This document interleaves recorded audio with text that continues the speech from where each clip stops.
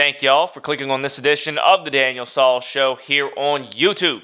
Before this video gets any further, let me quickly remind you to go down in the description, check out the links to my socials, such as X, TikTok, and Instagram, where you will find highlights and clips from the show if you miss any action here on YouTube.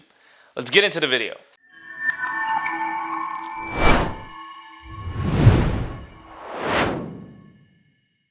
Is this preview of Arch Manning promising for the future of the Texas Longhorns football program?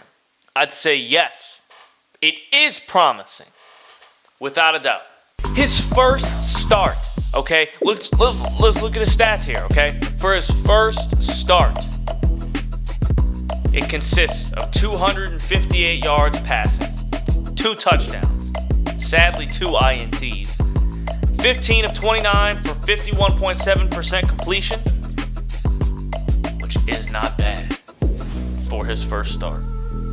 It's not bad. Obviously, he made a few mistakes, a couple of costly ones actually, but one most notable, all right? The first possession of the game for the Texas Longhorns. 2nd and 4 with 12 minutes and 13 seconds left on the clock in the first quarter. Arch Manning has the football. He tries to prevent a sack. He broke one tackle. Then he's about to get sacked. So he throws the football downfield towards his right in tight coverage and gets picked off. Now that was a dumb mistake. He could have thrown it away in that direction. He has an arm now. He can throw. So he can get it out of bounds. He should have thrown the football out of bounds near the receiver so it's not intentional grounding. So Arch Manning made that mistake, which I think was, worth talking about. And the other interception, I don't believe was his fault. He hit it, the ball was right in the receiver's hands and he couldn't catch it. And then it ended up popping up and then the, defensive back got it. So, there's nothing else to say about that. That wasn't really his fault. The ball was on the money, and the receiver couldn't make the play. Now, after that pick, he threw deep ball after deep ball after deep ball. This man can throw the football. He's got an arm. He's got an arm. Let me tell you, he can throw the deep ball, and he will be a threat.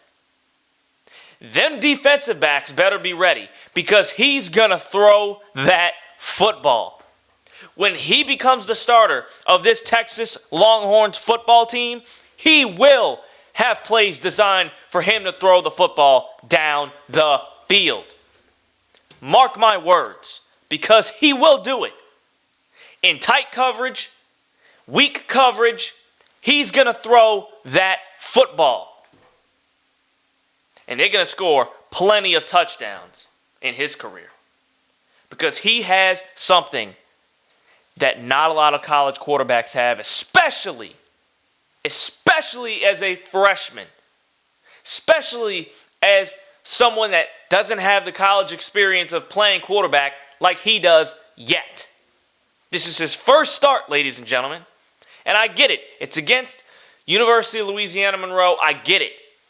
But it's still college football. It's not high school. He goes out there. I've never seen somebody look like this before. The look in his eyes when he's on the field. When he tells the crowd to calm down. When he's calling out the plays. When he's running the offense at the line of scrimmage. If you look in his eyes when they show the camera towards him, when they point the camera right at his face, I have never, ever seen a look, a more deadly look than the look he gives. He's a killer, a cold-blooded killer. He's got that instinct. He just has it. It's in him. He will be one hell of a football player. And he will be one hell of a leader for this Texas Longhorns program in the future. And if he continues to put up great numbers like he is against their next opponents, whenever he is needed, if Quinn Ewers is not there and he performs better than Quinn was performing, don't be surprised if Quinn Ewers is officially the backup of Arch Manning for the rest of the season. Because the fans, the critics, and the media, and everyone around the world wants to see Arch Manning play. They want to see him play. And I get that Quinn was the Heisman Trophy favorite. He was the favorite to win the award. But nobody was as big of a high school prospect than Arch Manning. He was the biggest high school quarterback prospect of all time going into college. They want to see that man play. And when he plays, the crowd goes nuts.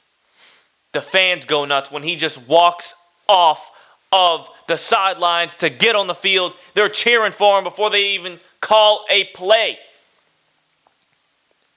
He is that guy.